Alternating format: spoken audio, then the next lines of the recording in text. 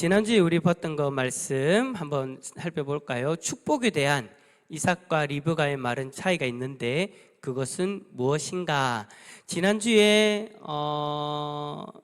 이삭이 자신의 아들을 부르죠. 누구를 불렀어요? 아버지 이삭은 누구를 불렀어요? 그렇죠. 에서를 불렀어요. 그죠? 형 에서를 불러가지고 이제 내가 이제 배고프니 이제 먹을 것을 잡아와라. 그러면 내가 너를 이렇게 축복해 주겠다. 그리고 이제 이삭이 그렇게 이야기했던 이유가 자신이 이제 죽을 때가 가까워졌다는 것을 알았기 때문에, 그래서 이제 더 쇠약해지기 전에 이제 에서에게 장자로서의 축복을 해주려고 했던 거예요. 근데 그 이야기 하는 것을 누가 들어요? 엄마 리브가가 듣게 되죠. 아내 리브가가 듣게 되죠. 그런데 그 리브가가 그것을 듣고 에서가 그 장자의 축복을 받도록 두지 않고 에서가 짐승을 잡으러 나갔을 때에 야곱을 불러서 야곱으로 하여금 에서가 받을 축복을 받도록 그렇게 해버립니다. 그렇게 할 때 야곱에게 했던 말, 그러니까 이삭이 에서에게 했던 말을 그대로 옮겨서 리브가가 야곱에게 그것을 이야기하는데, 그 단어를 그대로 옮기는 것이 아니라 리브가의 시선에서 그 말을 그대로 옮겼죠. 지난주에 그 차이가 분명하게 있었어요. 그게 뭐냐? 바로 이거죠. 이삭은 내가 죽기 전에 내 마음껏 네게 축복하게 하라. 내 마음껏. 아버지로서 장자에게 할 수 있는 그 축복권을 가지고 내 마음껏 너에게 축복하게 하라. 그러니까 먹고 힘을 내어서 너를 위해 내가 축복할 테니까 그렇게 하도록 해라 라고 했는데, 그것을 리브가는 뭐라고 옮겼느냐? 여호와께서 내게 축복하게 하라 라는 말로 옮겼어요. 그게 이제 어찌 보면 복을 빌고 복을 받게 하는 똑같은 어떤 행위일지 몰라도 주체가 다른 거죠. 이삭은 내 힘껏 축복하기를 원했고, 리브가는 여호와 앞에서 여호와 하나님이 내게 축복하도록, 아버지를 통해서 너에게 복을 내리도록, 그렇게 관점의 차이를 보여줬어요. 이제 지난주에 우리가 간단하게 살펴보고 지나갔지만 한 번 더 점검해 봅시다. 이렇게까지 리브가가 야곱에게 했던 이유가 뭔가 여러분 기억나십니까? 첫 번째는 두 가지 이유가 있었죠. 첫 번째는 하나님께서 이 에서와 야곱을 배웠을 때, 태어나게 할 때 하나님께서 하신 말씀이 있기 때문에 그래서 야곱이라는 이름을 그렇게 지었잖아요. 그죠? 그래서 하나님이 하신 말씀이 있기 때문에 리브가는 그것을 바라봤다. 그게 첫 번째 이유였고, 두 번째 이유는 뭐냐? 에서가 결혼을 했는데 이방 여인 둘과 결혼을 했어요. 근데 이 이방 여인 둘이 이방 여인이다 보니까 자신들이 가지고 있던 우상들, 문화들을 다 들고 들어온 거예요. 그래서 집안을 어지럽힌 거죠. 부모의 말도 듣지 않아요. 부모의 마음에 아픔을 줬어요. 그래서 오죽하면 리브가가 내 죽고 싶다, 내 저들 때문에 죽고 싶다 할 정도로 그렇게 힘들었던 상황이었어요. 그래서 내가 만약에 에서에게 이 장자권이 가서 에서가 이제 장자로서 며느리들이 이 집안을 다스리기 시작하면 이 집안은 하나님을 떠나게 될 것이고 하나님 앞에 벌을 받는 집안이 될지도 모른다. 그런 어떤 위험의식이 자리 잡게 된 거죠. 그래서 리브가가 어떻게 합니까? 에서가 축복을 받을 수 있도록, 복을 받을 수 있도록 한 것이 아니라 아들 야곱으로 하여금 그 복을 대신 받도록 그렇게 한 거예요. 어쨌든 야곱은 이런 내용도 있었죠. 야곱은 리브가의 그 이야기를 듣고 나서 아버지에게 가기 전에 어머니한테 한마디를 하죠. 뭐라고 합니까? 두려움을 이야기를 해요. 왜 두렵다고 이야기하죠? 내가 지금 아버지에게 거짓말하는 것이 만약에 들통나면 내가 혹시나 저주받을까, 그게 두려운 거예요. 근데 우리가 지난주에 그렇게 얘기했죠. 우리가 솔직히 좀 인간다운 면이라면, 도덕적으로 조금이라도 깨어있는 사람이라면 아버지에게 거짓말하는 것이 죄라는 것을 알아서 괴로워해야 되는데, 야곱은 뭐 때문에 괴로워했다고요? 재앙받을까? 저주받을까? 그게 두려웠다. 그래서 야곱이라는 그 사람이 지금 무엇을 더 중요시 여기고 있는가? 어떤 관점으로 살아가고 있는가? 그래서 거짓말하는 거, 그런 어떤 행위들, 거짓말해서 그 형 에서의 장자권을 팥죽 한 그릇에 산 그것도 거짓말을 한 거 속인 거잖아요. 그렇게 속이면서 아니 그것을 어찌 보면 형이 약한 부분을 건드려 가지고 뺏은 거잖아요. 그러고 나서 또 지금 또 아버지로부터 복을 받을 축복을, 아버지가 축복을 내리려고 빌려고 하는데 그것마저도 지금 가로채는데, 어머니로 인해서 그 자리에 가기 전에 내가 아버지에게 거짓말해서 괴로운 것이 아니라 저주받을까 하여 두려운 거예요. 그게 지금 이 야곱의 관점이에요. 거짓말은 아무렇지도 않게 하는, 별 의식, 별 죄의식 없이 하는 그런 사람. 그 뛰는 야곱 위에 무슨 라반이라고요? 나는 라반이라는 거예요. 은성아, 무슨 알겠지? 그래? 자, 이렇게 이제 야곱보다 더한 사람이 있다. 자, 도대체 무슨 얘기냐? 한번 봅시다. 1번 문제 한번 읽어볼까요? 1번입니다. 시작. 야곱이 길을 떠나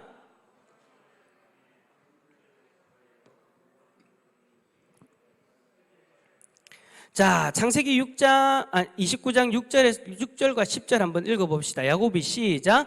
야곱이 그들에게 이르되 그가 평안하냐? 이르되 평안하니라. 그의 딸 라헬이 지금 오느니라. 야곱이 그의 외삼촌 라반의 딸 라헬과 그의 외삼촌의 양을 보고 나아가 우물 아기에서 돌을 옮기고 외삼촌 라반의 양떼에게 물을 먹이고. 자, 이제 외삼촌 라반이 있는 그곳에 왔어요. 그 동네에 왔어요. 왔는데 이제 양치는 사람들이 있고 우물이 하나 있는데, 이제 그 딸이 라헬이 양을 치고 이제 데리고 온다라는 이야기를 듣고 그를 만났는데, 어떻게 이제 야곱이 행하느냐? 라헬을 위해서 돌을 옮깁니다. 무슨 말이에요? 이 우물을 통해서 라헬이 치고 있는 그 양들이 먹을 수 있는 물을 제공해 주기 위해서 그 우물을 덮고 있는 돌을 옮겨놨다라는 거예요. 여러분, 당시에는 우물을 덮고 있는 돌이 보통적으로 넓적한 바위를 그 위에 덮어놨답니다. 그래서 두세 사람이 힘을 합쳐야 이 돌을 굴릴 수 있을 정도의 크기였대요. 근데 우물을 무거운 바위로 덮어놓은 이유가 뭐냐? 여러분, 이유가 뭘까요? 불순물이 들어갈 수 있으니까. 가벼운 걸 덮어놓으면 바람이 불면 날아가니까 무거운 돌로 거기 위에다 덮어놓은 거예요. 그리고 혹여나 또 독약이라든지 누가 탈 수 있든지 아니면은 어떤 현상으로 인해서 우물에 사람이 먹으면 안 되는 것이 들어갈 수 있기도 하고, 또 짐승의 시체라든지 그런 것들이 들어가면 물을 먹을 수가 없잖아요, 그죠? 그래서 물을 보호하기 위해서 그것에 바위를 덮어 놓은 거예요. 그리고 그 당시에는 이제 그 땅을 이제 서로가 뺏기 위해서 우물에다가 독을 타는 그런 일들도 비일비재했답니다. 그러니까 모든 것들을 막기 위해서 거기다가 그냥 돌을 덮어 놓은 건데, 야곱이 라헬을 만나자마자 라헬의 필요를 해결하기 위해서 이제 본인이 그 돌을 치워 주죠.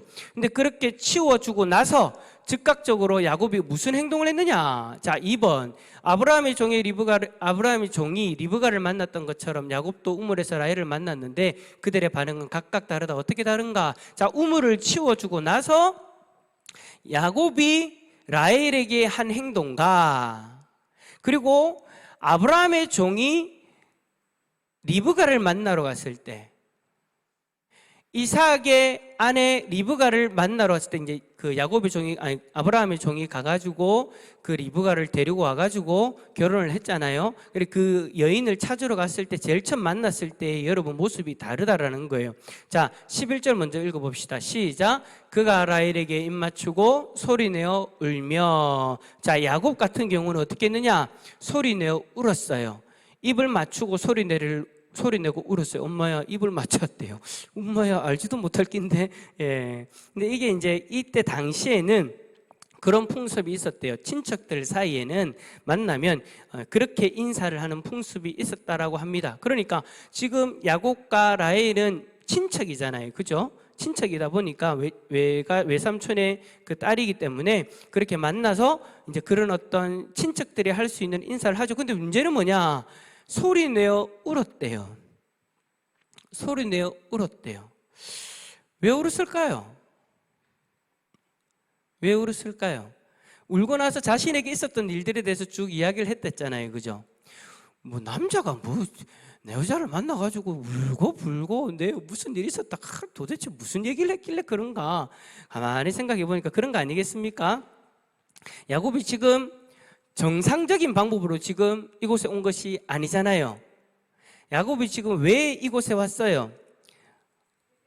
예?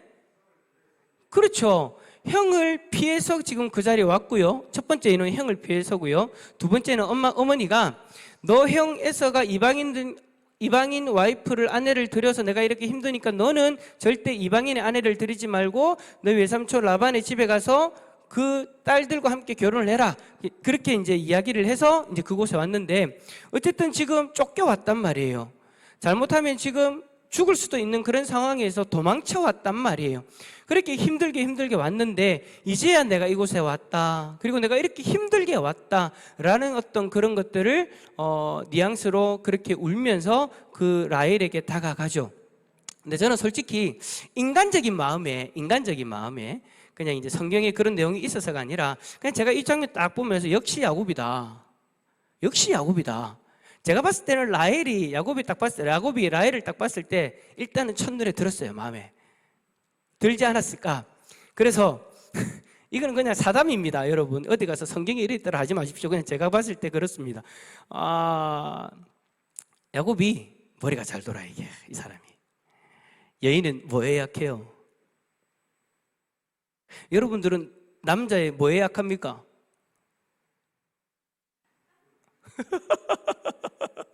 여인은 눈물에 약하잖아요.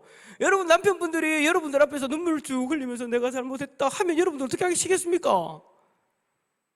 용서 안 합니까? 그렇게 해도 용서 안 할 만큼 큰 죄를 지었습니까? 여인은 남자의 눈물에 약하잖아요. 제가 아는 분들은 그런 분들이 있어요. 죽일 듯이 그렇게 하다가 남편분이 좀 약한 모습이 보이면 내가 저 인간 때문에 내가 죽을 것 같아도 그래도 어쩌노 저 인간 불쌍해서 그게 아내들의 마음이더라고요. 그게 아내들의 마음입니다. 우리 남편분들 그렇습니다.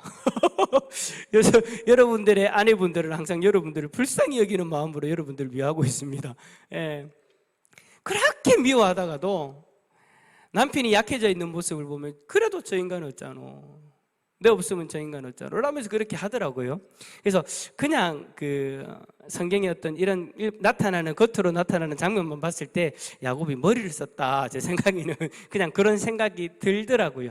어쨌든 야곱은 눈물을 흘리면서 라헬에게 다가갔어요. 자신에게 있었던 이야기, 내가 왜 이곳에 왔느냐, 그 이야기까지 쫙 하죠. 근데 아브라함의 종은 어떻게 합니까? 아브라함의 종은요, 리브가를 제일 처음 만났을 때요, 딴 말 안 해요. 제일 처음에 뭘 했느냐? 하나님 앞에 감사와 찬양을 드렸어요. 하나님 앞에 감사와 찬양을. 나중에 여러분 창세기 24장을 다시 한번 보세요. 아브라함의 종은 리브가를 만났을 때 다른 어떤 인간적인 모습, 감정을 건드리는 이야기 전혀 하지 않았어요. 그가 하였던 것 딱 하나, 하나님 앞에 감사와 찬양을 먼저 올려드렸다라는 겁니다. 저는 이 두 사람의 이 모습을 딱 보면서 비교해 보면서 야곱보다 아브라함의 종이 더 낫다라는 생각이 듭니다. 어떻게 해서든 야곱 같은 경우에는 이 눈물을 통해서 이 사람들의 마음을 얻고 그들에게 다가가서 자신이 원하는 어떤 것들을 이루기 위해서 하는 듯한 그런 모습들이 보이는데, 아브라함의 종은 그러지 않았다라는 거예요. 하나님 앞에 철저히 맡기고 하나님 앞에 먼저 자신의 그 모든 일들을 올려드리는 그 모습, 그게 너무나도 비교가 되어지는 장면이다라는 거예요. 그래서 여러분, 야곱에 대해서요, 성경에서 평가할 때는 그렇게 좋게 평가하지 않습니다. 야곱이라는 사람에 대해서, 그리고 성경 해석자들도 그렇고 설교자들도 그렇고 야곱에 대해서 그렇게 좋게는 평가하지 않아요. 물론 나중에 이제 또 그 야곱 스스로가 또 하나님께서 주신 은혜로 말미암아 회복되어지고 재단도 쌓고 하는 모습이 있지만 지금 이 순간만큼은 그렇다라는 거예요. 지금의 야곱의 모습은 아직까지 불안정한 모습이, 하나님 앞에서도 그렇게 완전한 모습이 아니에요. 라반의 집에서 도주할 때도 마찬가지였고요. 그 길을 어찌 보면 형 에서에게 돌아가는 그 길 속에서도 그런 갈등들이 있었고, 근데 그 속에서 이제 그 가는 과정에서 하나님이 야곱을 조금씩 변화시켜 주시는 것을 우리는 볼 수 있죠. 어쨌든 지금 야곱은 그렇다라는 거예요. 자, 3번 문제 한번 볼까요? 3번입니다. 시작. 야곱이 라반의 집에서 거주한 지 한 달이 되었을 때 외삼촌 라반의 제안은 무엇이며 야곱은 어떻게 대답하였는가? 자, 29장 15절 17절 한번 읽어봅시다. 시작. 라반이 야곱에게 이르되 네가 비록 내 생질이나 어찌 그저 내 일을 하겠느냐? 네 품삯을 어떻게 할지 내게 말하라. 레아는 시력이 약하고 라헬은 곱고 아름다우니. 자, 여러분 보세요. 이제 외삼촌 라반의 집에 갔어요. 라반의 집에 가서 이제 사정을 이야기를 하고, 그럼 우리 집에 있어라. 그런데 그냥 있는 것이 아니라 일을 해야 된다라는 거예요. 근데 일을 하는데 그냥 할 수 없으니 네가 받을 품삯을 한번 이야기해봐라 라고, 받고 싶은 품삯을 이야기해보라 라고 그렇게 이야기를 하죠. 근데 여러분 참 이게 웃긴 거예요. 라반은 품삯을 정하자라고 그렇게 이야기를 하는데, 여러분 그냥 우리가 일반적으로 봐도 일을 시키는 주인이 임금을 정하지 일을 하는 사람이 자신의 임금을 정하는 일은 없잖아요. 마치 라반이 자기에게 있는 책임을 이 야곱에게 돌리는 듯한 이상한 그런 뉘앙스가 느껴지죠. 여러분 당시에는요, 왜 이렇게 라반이 했을까 가만히 생각해보면 당시의 문화를 우리가 좀 봐야 됩니다. 당시에는 식구들끼리는, 가족들끼리는 서로의 일을 할 때에 임금을 받거나 임금을 주는 그런 행위가 없답니다. 그러니까 무슨 대가를 바라고 가족의 일을 해주는 것은 옳지 않다라는 거예요.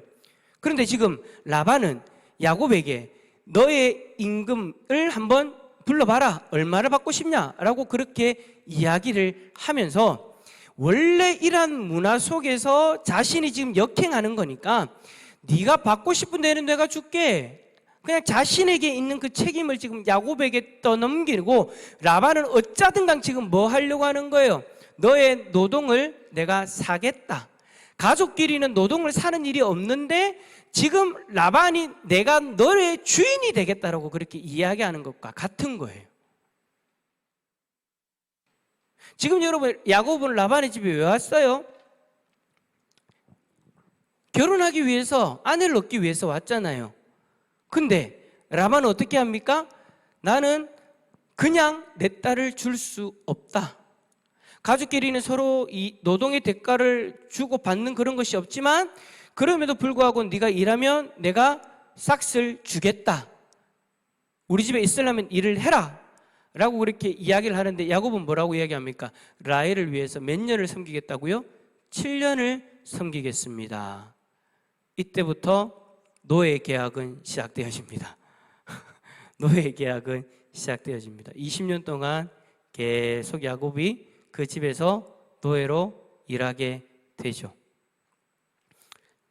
어찌 보면 착취당한 수준의 어떤 그거예요. 그러니까 그때 당시에 아내를 데리고 오기 위해서 남편이 처갓집에 가지고 가는 어떤 그런 그 금액들, 그런 것들을 훨씬 초과하는 그런 것들을 지금 라반이 폭리를 취하게 되어진다라는 거예요. 그래서 야곱이라는 사람도 참 머리를 이래저래 굴리면서 여러 사람 속이면서 그렇게 지금까지 왔지만, 라반은 지금 그 머리 위에서 놀고 있는 거예요. 그래서 라헬을 주겠다고 7년이 지났는데도 불구하고 어떻게 됩니까? 7년을 일하고 나서 결국 신부를 맞이했는데 누가 그의 신부가 되어졌습니까? 레아, 라헬의 언니 레아가 신부가 되어졌죠. 23절 25절 읽어봅시다. 시작. 저녁에 그의 딸 레아를 야곱에게로 데려가매 야곱이 그에게로 들어가니라. 야곱이 아침에 보니 레아라 라반에게 이르되 내가 라헬을 위하여 외삼촌을 섬기지 아니하였나이까? 외삼촌이 나를 속이심은 어찌 됨이니까? 속여서 결국에는 레아를 야곱의 아내가 되도록 만들어 버리죠. 야곱은 레아인지 라헬인지 구분할 수 없을 정도로 일단은 잔치로 인해서 취해 있었고, 또 레아가 베일 등을 쓰고 있었고, 또 어두운 그런 상황이었기 때문에 라반이 작정하고 야곱을 속이려고 그렇게 들어와 버리니까, 그렇게 레아를 그곳에 넣어 버리니까 야곱이 분별할 수 없는 지경이 되어졌고, 결국에는 레아를 와이프로 삼게 되죠. 그로 인해서 또 일을 계약하고 또 일하게 되더라.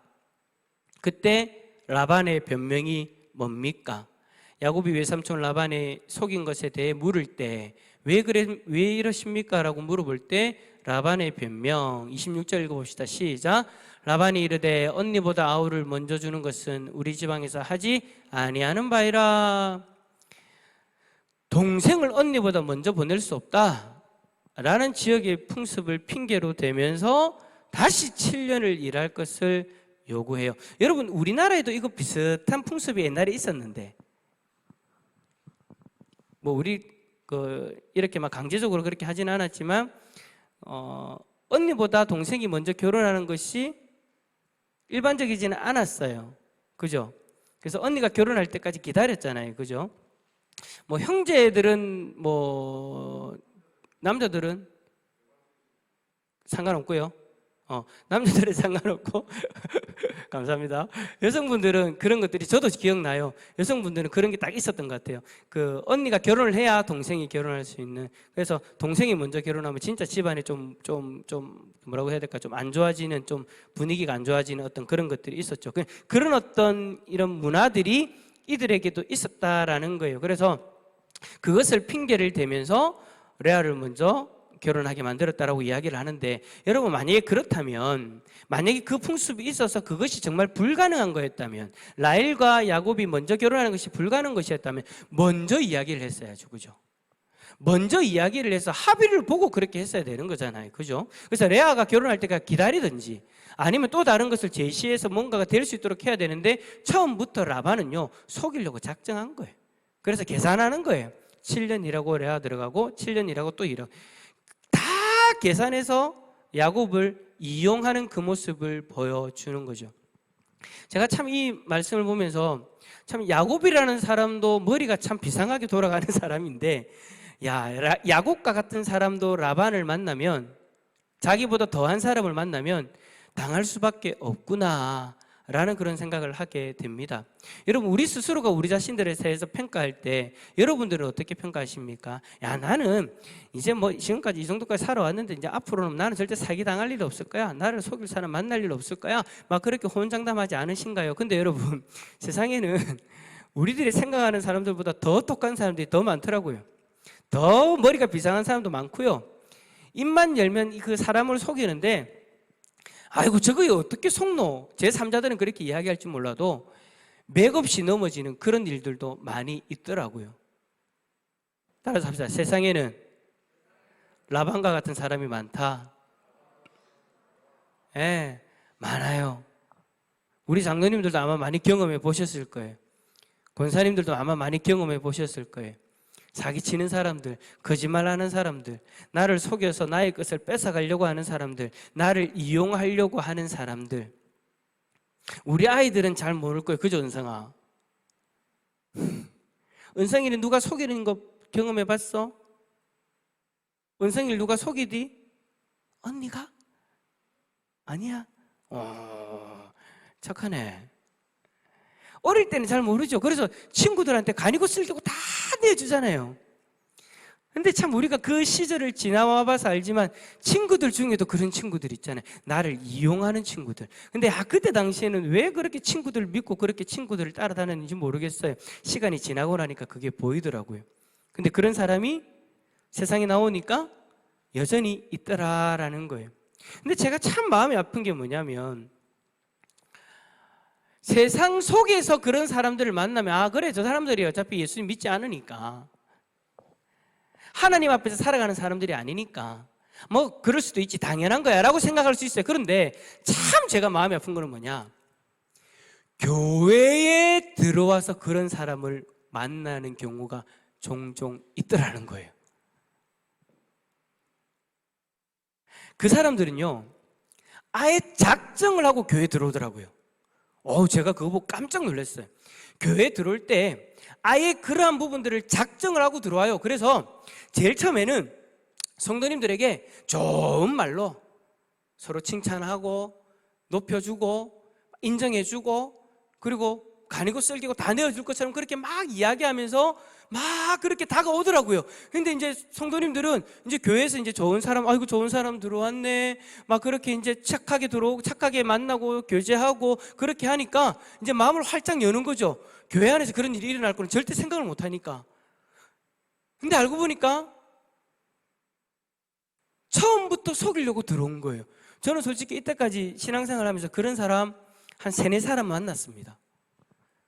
직접 경험한 적도 있고 제 3자의 입장에서 본 적도 있어요. 성도님들이 당하는 것을 본 적도 있어요. 어떤 분들은 아예 다단계의 어떤 그걸 하기 위해서 아예 작정을 하고 들어와가지고 막 교회를 어지럽게 하고 나가버리더라고요. 어떤 사람은 성도들의 그 물질적인 부분들 막 이리저리 해놓고 나중에 슝 하고 사라져버리는 거예요. 우리 성도님들도 스스로는 그렇게 생각하죠. 나도 뭐 이런저런 일 다 경험하면서 나도 이제 어느 정도 사람도 볼 줄 알고 딱 그렇게 자신감을 가지고 있었는데 교회에서 그런 일을 당할 줄은 생각도 못한 거예요. 무섭더라고요. 교회 안에도 그 이리와 같은 사람이 들어올 수 있다라는 거. 그래서 저도 그렇게 교육을 받았고요. 저도 그런 생각을 있습니다. 교회 안에서는 금전적인 거래는 절대 하면 안 된다라는 거. 그리고 교회 안에서는 다단계라든지 그런 것들을 절대 하면 안 된다라는 거. 아무리 자신을 포장하고 좋은 말을 하고 다가와가지고 막 마음을 열게 만들어가지고 결정적으로 내가 좀 힘든데 돈 좀 빌려주세요, 아니면 사업하는데 이것 좀 투자해보세요 라고 이야기를 하면요, 여러분 딱 선을 끄셔야 돼요. 선을 끄셔야 돼요. 만약에 여러분이 그 사람에게 도움을 주고 싶다, 그러면 우리 지난번에 장로님들도 그런 이야기를 했지만 도움을 주고 싶다라고 딱 생각이 들면 빌려주면 안 돼요. 도움을 주려면 도와주세요. 내가 앞으로 이걸 받을 거다라고 생각하고 주지 말고 내가 이것으로 이 사람을 돕겠다라고 생각하고 주는 거는 괜찮아요. 그러나 내가 이것을 빌려줘서 이자를 받을 걸 생각하다든지 아니면 내가 다시금 원금을 받을 것을 생각하면서 이 사람하고 같이 있으면요, 그때부터 문제가 생기기 시작하더라고요. 참 교회 안에 그렇지 않은 사람들이 있으면 좋겠는데, 그렇지 않은 사람들만 있으면 좋겠는데 그런 사람들이 들어온다라는 거. 아유 목사님 교회가 와 이랍니까? 교회니까 그런 거예요, 여러분. 교회는요, 여러분 성경에서도 완벽한 사람들만 모이는 곳이 아니라고 이야기를 해요. 교회 안에는요, 예수 그리스도를 믿는 사람도 있고요, 교회 안에는 예수 그리스도를 안 믿는 사람들도 있어요. 예수님도 마태복음 5장에서 그렇게 얘기하셨잖아요. 주여 주여 부르짖는 자마다, 주여 주여 하는 자마다 다 천국에 가는 것이 아니다. 교회에 들어와서 함께 찬양하고 함께 예배를 드렸는데 알고 보니까 저 사람은 그 믿음이 없는 거예요. 하나님이 우리에게 선물로 주신 믿음으로 인해서 신앙생활 하는 것이 아니라 본인이 그냥 교회 와봐서 한번 와보고서 이 자리에 앉아 있는 거고, 본인이 하나님을 선택했다고 생각하고 본인이 그냥 믿어준다라고 생각하고 그 자리에 앉아 있는 거예요. 그리고 아예 처음부터 제가 앞에서 얘기했던 것처럼 그런 안 좋은 잘못된 생각들을 가지고 들어와서 성도들을 미혹하려고 하는 사람들이 교회 안에 있더라라는 거예요. 그거를 예수님도 알고요, 신앙생활 조금 해보신 여러분들도 아시잖아요. 교회는 완벽한 사람들이 있는 곳이 아니라 부족한 사람들이 있는 곳입니다. 근데 그 부족한 사람들을 미혹해 하려고 하는 이리와 같은 사람들이 들어오더라. 그래서 바울이 계속해서 얘기하잖아요. 거짓 교사들을 조심해라, 이단들을 조심해라, 미혹해 하는 자들을 조심해라, 선동가들을 조심해라. 계속해서 바울이 그렇게 권면을 하잖아요. 왜? 그런 사람들이 많으니까. 없으면 권면을 안 하죠. 있으니까 권면하는 거예요. 조심해라고. 자, 옆에 있는 분 바라보면서 좀 좀 마음을 좀 담아가지고 딱 눈을 쳐다보면서 그렇게 얘기합시다. 조심합시다. 조심해야 됩니다. 조심해야 됩니다. 내가 그리스도의 사랑으로 사랑할 때는 사랑을 정말 하기 위해서 애를 써야 돼요. 그러나 성도로서 지켜야 될 그 도리를 벗어나는 행동을 하기 시작하면 그때부터는 여러분 조심하셔야 돼요. 선을 딱 끄셔야 돼요. 아까 제가 얘기했던 것처럼 성도들 간에 물질적인 거래는 하지 마세요. 하지 마세요. 그게 오히려 시험거리가 될 수 있어요. 그리고 다단계라든지 그런 것도요, 철저하게 여러분 조심하셔야 됩니다. 제가 예전에 있던 교회도 그렇고 그 이전에 있던 교회도 그렇고요, 그것 때문에 너무 힘들었던 적이 한두 번이 아니에요. 근데 참 감사한 것은 우리 교회는 아직까지 제가 그런 모습을 보지 못했기 때문에 참 감사해요. 그러나 앞으로 일어날 수 있는 일이기 때문에 조심하는 우리 성도들 다 될 수 있기를 축복합니다. 나는 놈 위에, 뛰는 놈 위에 나는 놈이 있다라는 거 여러분 기억하시고, 나보다 더한 사람이 있을 수도 있으니까 여러분 꼭 조심하셔야 됩니다. 그래서 여러분 우리가 적용하는 문제 1번 보시면, 야곱은 라헬을 사랑함으로 7년을 며칠같이 여겼다. 당신에게도 이처럼 긴 시간을 며칠같이 보는 경험이 있는가? 여러분 한번 좀 고민해 보시고 생각해 보셨으면 좋겠고, 2번 문제도 마찬가지입니다. 여러분 스스로가 한번 좀 생각해 보시고, 야곱은 삶이 심은 대로 거두는 그런 삶이었습니다. 자신이 했던 그대로, 아니 그보다 더한 사람 만나갖고 고생한 거예요. 여러분 우리 왜 그런 이야기 하잖아요. 우리 어른들이 그렇게 얘기했잖아요. 우리가 부모님 속썩이고 막 그럴 때 우리 부모님들이 뭐라고 하셨어요? 니도 나중에 결혼해가지고 니하고 똑같은 놈 낳아봐라. 아이고 주님, 그 이야기 들을 때마다 섬뜩섬뜩합니다. 똑같은 안 나올까봐. 아직까지는 아닌 것 같은데요. 그래서 우리가 참 이 땅에서 뿌리는 게 중요한 것 같아요. 어떻게 살아가는가. 우리가 이러한 것들을 심은 대로 거두는 이 일을 좋은 걸 심어서 좋은 일로 경험할 수 있는 우리 성도들 다 될 수 있기를 축복합니다.